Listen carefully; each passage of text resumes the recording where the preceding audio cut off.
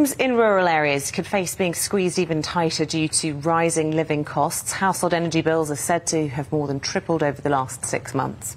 And neighbours say pensioners now face a £710 million bill to watch TV. Well, joining us now is Lucy Powell. She is Shadow Culture Secretary. And a very good morning to you. Look, first of all, let's talk about your concerns then about rural poverty when it comes to the cost of living. What are you particularly noticing? And sorry I can't be with you today. I'm only up the road from you right now, but next time you're in Manchester, I'll be there on the sofa with you. But yeah, look, everybody's facing a huge cost of living crisis at the moment. Energy prices going through the roof in a way that we've just not experienced in most of our lifetimes.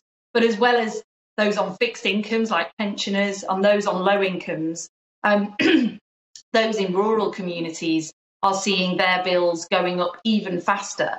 And that's for two reasons, really. One, because many homes in rural communities aren't on the main gas supply or electricity supply, and they rely on oil to heat their homes. So they have to take delivery of that. And that oil has gone up by 3 times, in recent months. I know that, Lucy. That is the problem, Lucy. But what is the solution?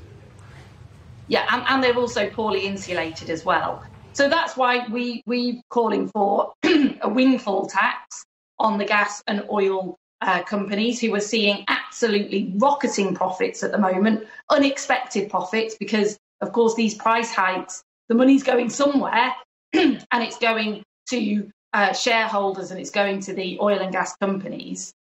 We want to see a one-off windfall tax solution on those companies. I've got a solution. What about this for a one-off solution, windfall tax? Why not flog off Channel 4 and get about £1 billion?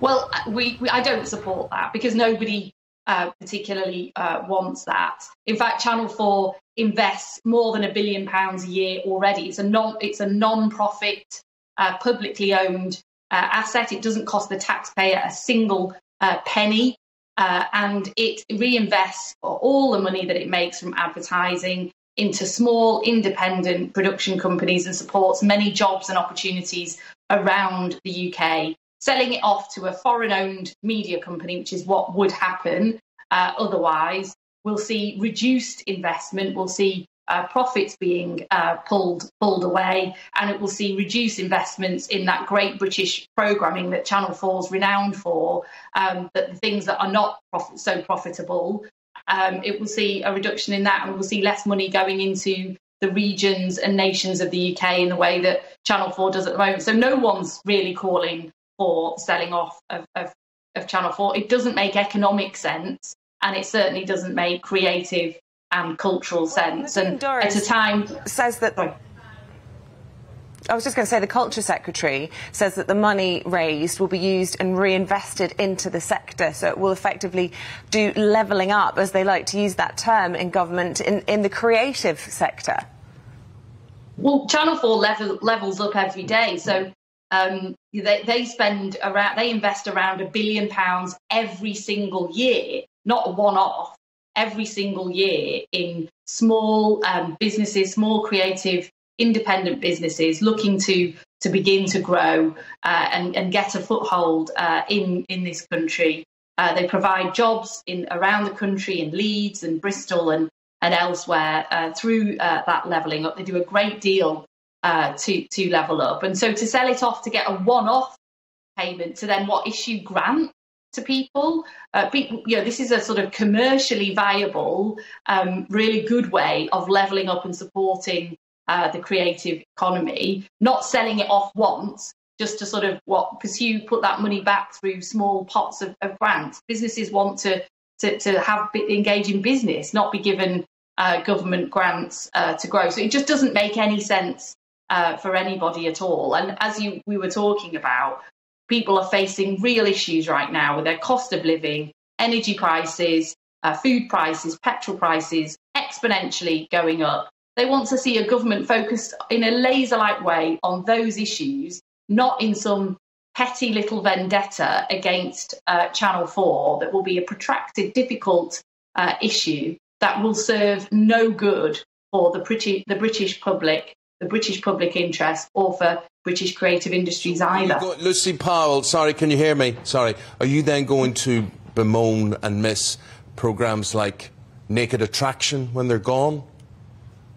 Well, look, you know, Eamonn, not all their programmes are pitched at you and I, are they? In fact, many of their programmes are very deliberately pitched at a younger audience, much more so than the other terrestrial televisions. But, you know, I am partial to a bit of location and grand designs and some of those types of programmes as well. But look, this is about, you know, supporting and nurturing up and coming creative companies who provide lots of jobs and opportunities in parts of the country that the big US streaming giants, who are likely to buy Channel 4, just simply don't. So we'll see investment leaving the UK.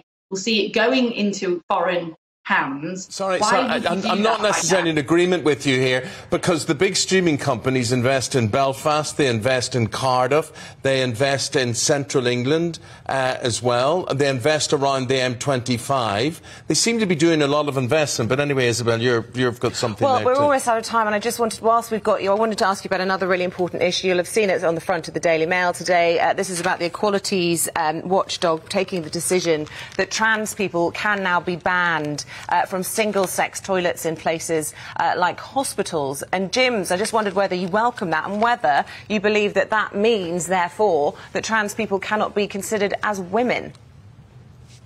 Well, look, I mean, I do welcome the EHLC issuing new guidance. That's their role, and I think there have been some areas where people have wanted that extra guidance.